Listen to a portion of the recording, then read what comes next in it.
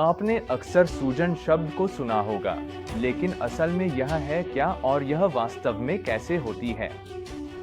नमस्ते सभी को, मैं डॉक्टर चानू दसारी हूँ। मैं अपने क्लाइंट्स को माइंड पेट इम्यूनिटी मेथड का उपयोग करके उनकी इम्यून सूजन और पाचन संबंधी समस्याओं को हल करने में मदद करता हूँ। इस क्लिनिकल अप्रोच ने मेरे हजारों मरीजों को उनके लक्षणों से छुटकारा दिलाने में मदद की है, कुछ को तो सिर्फ 6 हफ्तों में ही, वो भी बिना किसी जटिल या महंगे इलाज के। इस वीडियो में मैं आपको सूजन के 3 मुख्य रास्ते दिखाऊंगा जो एक्जिमा के लक्षणों को और भी खराब कर देते हैं। मैं बताऊंगा कि सूजन बायोकेमिकल स्तर पर कैसे काम करती, इन हानिकारक रास्तों कैसे बचा जाए, सूजन को जल्दी उल्टा जा सके। यह विषय थोड़ा गहराई में जाता है, लेकिन मैं वादा करता हूं कि अगर आप अंत तक बने रहेंगे तो मैं कुछ व्यावहारिक बातें साझा करूंगा जिन्हें आप सूजन से बचने और लक्षणों को दूर करने के लिए इस्तेमाल कर सकते हैं। यह सामग्री मेरी माइंड गट इम्यूनिटी अकादमी से है, जहां आप जैसे लोग एक्जिमा के लक्षणों को हमेशा के लिए हराना सीखते हैं, भले ही डायग्नोसिस स्पष्ट न हो। इस कोर्स में हम सूजन दूर करने में मददगार अन्य रास्तों की भी समीक्षा करते हैं। मेरे कुछ अन्य वीडियो में मैंने बताया था कि एक्जिमा की सूजन के 5 मुख्य ट्रिगर होते हैं, और इन 5 ट्रिगर्स में डाइट, पाचन, नींद, तनाव और व्यायाम शामिल हैं। बैकग्राउंड वीडियो के लिए ऊपर दिए लिंक पर नजर डालें। आगे बढ़ने से पहले लाइक, सब्सक्राइब और नोटिफिकेशन बेल दबाएं ताकि आप अपडेट रहें। मैं एक्जिमा के लक्षणों को ठीक करने के लिए वीडियो बनाता हूं। यह उपयोगी जानकारी है जो शायद आपको कहीं और नहीं मिलेगी। अब सूजन के विषय पर जो सबसे बड़ी गलती मैं लोगों में देखता हूं वह यह है कि वे सोचते हैं कि सूजन सिर्फ एक प्रक्रिया है, लेकिन असल में इसमें सैकड़ों बायोकेमिकल रास्ते शामिल होते हैं, और अगर आपके लक्षण बहुत ज्यादा हैं तो इनमें से कई रास्ते एक साथ सक्रिय हो सकते हैं। सूजन को क्या सक्रिय करता है, आपको इसे दूर करने और शुरुआत में ही रोकने में मदद कर सकता है। यह जरूरी है कि आप सूजन के कुछ मुख्य प्रकारों के बारे में जागरूक रहें। सूजन आपकी आंत से शुरू होती है। आपकी प्रतिरक्षा प्रणाली का लगभग 70 से 80% हिस्सा आपकी आंत में होता है। तो जब आपको एक्जिमा जैसी कोई सूजन संबंधी बीमारी होती है, तो आपको अपने खानपान और पाचन पर ध्यान देना चाहिए कि वहां क्या चल रहा है। अक्सर सूजन आंतों से शुरू होती है, इसलिए सूजन को ठीक करने के लिए आपको अपनी आंत को भी ठीक करना होगा। तो 3 प्रकार की सूजन चर्चा करने से पहले, अगर आप सच में अपनी आंत ठीक करके एक्जिमा में सुधार लाना चाहते हैं और जल्दी परिणाम पाना चाहते हैं, तो मेरी एक फ्री ट्रेनिंग देखें, जिसमें मैं आपको बताता हूं कि मेरे क्लाइंट्स को 6 हफ्तों में सफलता मिली। आप इसे नीचे दिए गए लिंक पर जाकर देख सकते हैं, और मुझे पता है कि यह आपके लिए बहुत मददगार साबित होगी। यह लिंक आपको एक ऐसे पेज पर ले जाएगा जहां आप अपनी ईमेल डालकर एक्जिमा को ठीक करने की फ्री ट्रेनिंग प्राप्त कर सकते हैं। इसमें आपको वह सब कुछ मिलेगा जो जानना जरूरी है, जिसमें एक फ्री गाइड भी शामिल है जिसमें खास डाइट संबंधी सिफारिशें और ढेरों मददगार केस स्टडीज हैं, उन लोगों की जो आपकी ही तरह अपनी स्थिति को पूरी तरह से ठीक कर चुके हैं और अब स्वस्थ हैं। ये केस बहुत कीमती हैं क्योंकि इनमें आप देखेंगे कि असली लोग सूजन से कैसे निपटते हैं और कैसे उन्होंने सिर्फ कुछ छोटे बदलाव करके अपनी स्थिति में सुधार किया। इस ट्रेनिंग के साथ आपको एक पूरा अमल करने लायक गेम प्लान भी मिलेगा, जिससे आप यह सब खुद अपने घर पर कर सकते हैं। तो बस पेज के ऊपर अपना ईमेल डालें और शुरू करें। अब चलिए बात करते हैं सूजन के 3 प्रकारों के बारे में। मैंने यह वीडियो पहले रिकॉर्ड किया था और इसमें बताया गया है कि इम्यून सिस्टम 3 तरीकों से कैसे सक्रिय होता है। हिस्टामिन पाथवे शायद सबसे महत्वपूर्ण में से एक है जिसे जानना जरूरी है। यह मेरे एक मरीज का उदाहरण है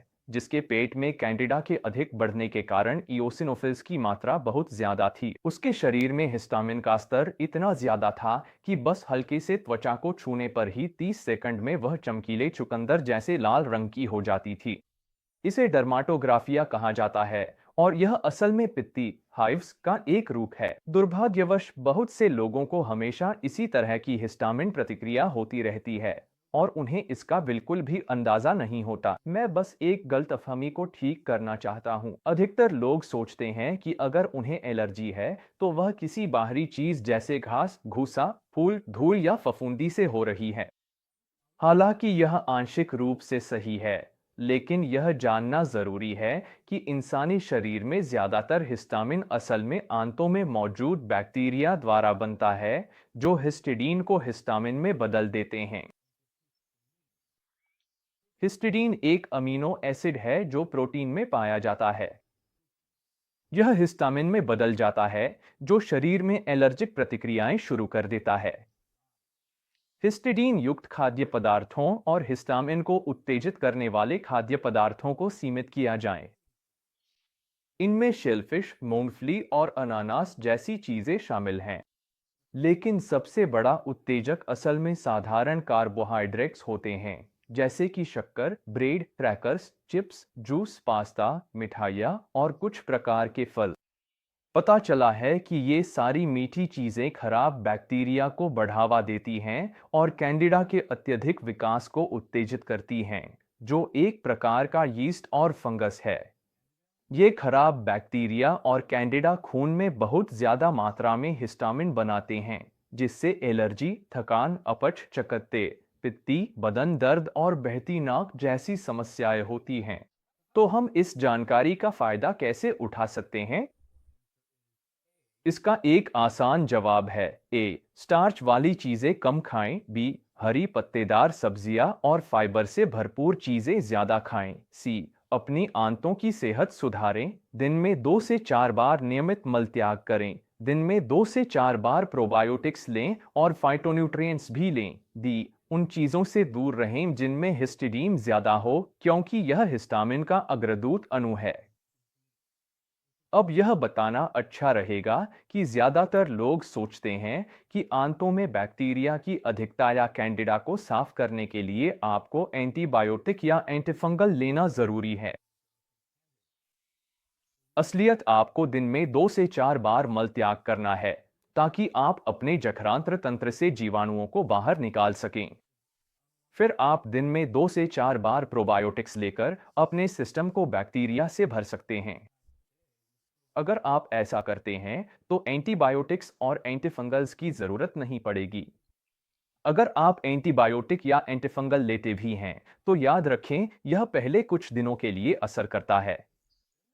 उसके बाद जठरांत्र तंत्र में बैक्टीरिया और कैंडिडा भर जाते हैं।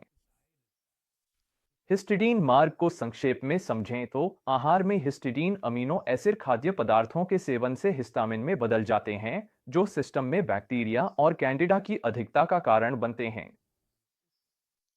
यह हिस्टामिन जो रक्त प्रवाह में रिलीज होता है, एलर्जी, साइनस से पानी आना, गला खराब होना, खुजली, पपड़ीदार और सूखी त्वचा, अस्थमा, सांस लेने में तकलीफ, दर्द और थकान पैदा करता है। ठीक है, अब हम आगे बढ़ेंगे। यह है एराकिडोनिक एसिड मार्ग। सभी पशु कोशिकाओं की झिल्ली में वसा और कोलेस्ट्रॉल होते हैं, जो हमारे शरीर में एराकिडोनिक एसिड और साइटोकाइंस में बदल जाते हैं और सूजन उत्पन्न करते हैं। क्या सभी पशुजनित उत्पादों में एराकिडोनिक एसिड होता है? नहीं, केवल मांस और वसा युक्त डेयरी उत्पादों में। याद रखिए, एराकिडोनिक एसिड प्रोटीन घटक से नहीं आता। यह कोशिका की दीवार में मौजूद वसा और कोलेस्ट्रॉल से आता है। तो उदाहरण के लिए अंडे का सफेद भाग शुद्ध प्रोटीन है, इसलिए उसमें एराकिडोनिक एसिड नहीं होता। समुद्री और गोवंशीय कोलेजन में भी एराकिडोनिक एसिड नहीं होता। फैट फ्री दही और बोन ब्रॉथ इसके अन्य उदाहरण हैं। लेकिन जैसे कि लाल मांस में बहुत अधिक वसा और कोलेस्ट्रॉल होता है, इसलिए उसमें एराकिडोनिक एसिड का उत्पादन खास तौर पर हानिकारक होता है। लेकिन दुर्भाग्यवश सफेद मांस, पोल्ट्री और मछली में भी पर्याप्त मात्रा में एराकिडोनिक एसिड होता है, क्योंकि इनमें लिपिड कोलेस्ट्रॉल होता है। इसी कारण मांस और डेयरी का सेवन सीमित करने से सूजन में सुधार आता है। अब मैं नमक के रास्ते के बारे में बात करना चाहता हूँ। तो बात यह है कि हर कोई जानता है कि जब वे बहुत ज्यादा नमक खाते हैं तो अगले दिन उन्हें बहुत फूला हुआ और सूजन महसूस होती है।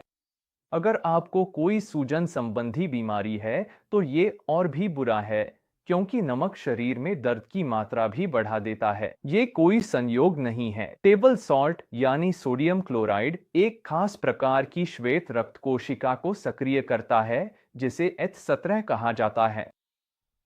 ये इम्यून कोशिकाएं एक रास्ता सक्रिय करती हैं, जिसे ACE कहा जाता है, जो ऑटोइम्यून बीमारी और सूजन का कारण बनता है। इसीलिए अगर आपको किसी भी प्रकार की इम्यून, सूजन या पाचन संबंधी समस्या है, तो नमक से पूरी तरह बचना जरूरी है। अब ये भी याद रखें कि नमक बहुत सारे ऐसे खाने में भी होता है जिनके बारे में हम सोचते भी नहीं हैं। ज्यादातर पैक्ड फूड्स, डेजर्ट्स, बेक्ड सामान और सॉस में सोडियम की मात्रा बहुत ज्यादा होती है। इसके अलावा मुझे ये जानकर वाकई हैरानी हुई कि चिकन में भी बहुत ज्यादा सोडियम होता है, क्योंकि उसमें असल में नमक का घोल इंजेक्ट किया जाता है। कई बार ये सलाइन वजन असली मांस के वजन का 30% तक हो सकता है। तो ध्यान रखें, आप अनजाने में अपनी स्थिति और भी खराब कर सकते हैं, सिर्फ इसलिए कि आप कुछ ऐसा खा रहे हैं जिसमें आपको लगता है कि नमक नहीं है, लेकिन असल में उसमें नमक होता है। अगर आप सोच रहे हैं कि एक अच्छा लिमिट क्या है, तो कई लोगों ने 2 ग्राम 2000 मिलीग्राम बताया है, लेकिन मुझे लगता है कि ये बहुत ज्यादा है। मुझे लगता है कि आपके लिए 1 ग्राम से भी कम या यहाँ तक कि 0.5 ग्राम या 500 मिलीग्राम, जो कि आधा ग्राम है, बेहतर रहेगा। और मैं ऐसा इसलिए कह रहा हूँ क्योंकि शरीर के पास हमारे सामान्य खाने से भी नमक निकालने के तरीके होते हैं। ध्यान रखें, कुछ 100 साल पहले तक जब मांस को संरक्षित करने के लिए नमक की खोज हुई और नमक का व्यापार शुरू हुआ, तब तक इंसान कभी भी अपने खाने में नमक नहीं डालता था। यह भी सामने आया है कि कई सूजन और प्रतिरक्षा संबंधी बीमारियां उन देशों और जगहों पर आम थीं जहां लोग बड़ी मात्रा में नमक का सेवन करते थे। इल्फा और इल 6 मेरी राय में ये सबसे महत्वपूर्ण में से एक हैं। जब भी शरीर में सूजन का कोई ट्रिगर होता है, तो शरीर के पास उससे सही या गलत तरीके से निपटने का विकल्प होता है। अगर प्रतिरक्षा तंत्र गलत तरीके से प्रतिक्रिया करने का तय करता है, तो शरीर ऐसी सूजन पैदा करेगा जो अपने ही ऊतकों पर हमला करेगी। IL-6 और एल्फा वे कोशिकीय संकेतक अणु हैं जिन्हें आप खून में माप सकते हैं, और ये यह भविष्यवाणी करते हैं कि शरीर की प्रतिक्रिया अस्वस्थ होगी या स्वस्थ। असल में ये साइटोकाइंस कई तरह की पुरानी बीमारियों में शामिल होते हैं। IL-6 और एल्फा के सबसे शक्तिशाली सक्रियकों में से एक है आहार में वसा, खासकर पशु वसा, विशेष रूप से लाल मांस, लेकिन सामान्य रूप से सभी मांस। मक्खन, डेयरी और पनीर भी समस्या पैदा करते हैं। वे लोग जिनके IL-6 और एल्फा स्तर सबसे कम होते हैं, वे फाइटोन्यूट्रिएंट आहार का पालन करते हैं जिसमें बहुत सारी स्वस्थ सब्जियां और जैतून के तेल जैसे अच्छे वसा शामिल होते हैं। अन्य चीजें जो कारगर होती हैं, इंटरमिटेंट फास्टिंग। यहाँ एक और दिलचस्प अध्ययन है जो दिखाता है, भले ही आप पूरी तरह सही भोजन न करें, आहार में फाइटोन्यूट्रिएंट्स खासकर पॉलीफेनोल्स की मात्रा बढ़ाने से आंतों में भोजन से IL-6 का उत्पादन कम हो जाता है, जिसका मतलब है अगर आप पेपरोनी पिज्जा भी खाते हैं, तो अगर आप उसके बाद कोई फाइटोन्यूट्रिएंट युक्त चाय पी लें, उदाहरण के लिए, तो यह वसा के प्रभाव को कम कर देता है, जैसे एक बचाव तंत्र। साथ ही मैं आपको यहाँ एक और ज्ञान का मोती देने जा रहा हूँ। इन स्तरों को कम करने के लिए आप जो सबसे आसान चीज कर सकते हैं, वह है विटामिन डी सप्लीमेंट लेना। पता चला है कि अगर आपके शरीर में विटामिन डी की कमी है, तो IL-6 और TNF के स्तर बहुत बढ़ जाते हैं। यही एक थ्योरी है कि क्यों भूमध्य रेखीय देश जैसे अफ्रीका, जहां लोगों को धूप से पर्याप्त विटामिन डी मिल जाता है, वहां बीमारियों के प्रति इम्यून रिस्पॉन्स बेहतर होता है। ठीक है, मुझे उम्मीद है कि आपको यह वीडियो पसंद आया होगा। अब मैं जानना चाहता हूं कि आपको किस तरह की सूजन का अनुभव होता है और आपने कौन-कौन से उपाय आजमाए हैं जो कारगर रहे हैं। नीचे कमेंट करें और मुझे अपने विचार बताएं। अगर आपको यह वीडियो पसंद आया हो तो मेरे चैनल को सपोर्ट करें, इसे अपने प्रियजनों के साथ शेयर करें और ऐसे ही और उपयोगी टिप्स के लिए सब्सक्राइब करना न भूलें। आप मुझे सोशल मीडिया पर @dasuriyamd के नाम से भी फॉलो कर सकते हैं। जैसा कि हमेशा, यह थे डॉक्टर चानू दासुरी, माइंड बेट इम्यूनिटी क्लिनिक के साथ, और मैं आपसे अगली बार मिलूंगा।